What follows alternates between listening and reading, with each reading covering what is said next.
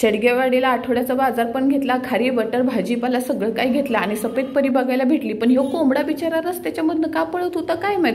जाता जाता डुगडुगमधनं असल्या भारी गोड मावशीबाई भेटल्या ना, हातात मिसरीचा डब्बा घेऊन निसर्गाचा आनंद घेत घेत चाललेल्या होत्या. त्यांच्याबरोबर असं वाटलं मी पण मिसरी घासत होती. अहो जाता जाताना पोरं भेटली रस्त्यामध्ये, आंबा आणि जांभळं पाडत होती. एवढं सगळं सामान भरलेलं, हाताचं पाक तुकडं पडलं ना. आमचं डोंगरावर घर नाही का हो मंडळी. अहो घरी पोचल्यानंतर असली गारगार हवा सुटलेली ना, लय भारी वाटत होतं ना. हवावरती डोंगरावर घर असण्याचा हेच फायदा आहे बघा. तोपर्यंत तिकडं आली रेश्माताईंनी दीर बाबू काय म्हणतात हो दीर आले. आल्यानंतर त्यांच्यावर चहा पीत अर्धा तास टाइमपास केल्यानंतर आठवलं झाडं पाक सुकायला आले. ते अर्धा ड्रमच पाणी होतं. सासूबाईकडं लपून लपून अर्धा डबा घातला. तेवढ्यात आईने बघितलं, लागली ओरडायला, उद्या काय करायचं आपण. म्हटलं मरू दे तिकडं, माझीकडं मोगऱ्याची झाडं चाप्याची झाडं सगळी सुकायला लागले. ते सगळ्यांना थोडं थोडं रात्रीचंच पाणी घातलं, उद्या उन्हाचं काय होईल.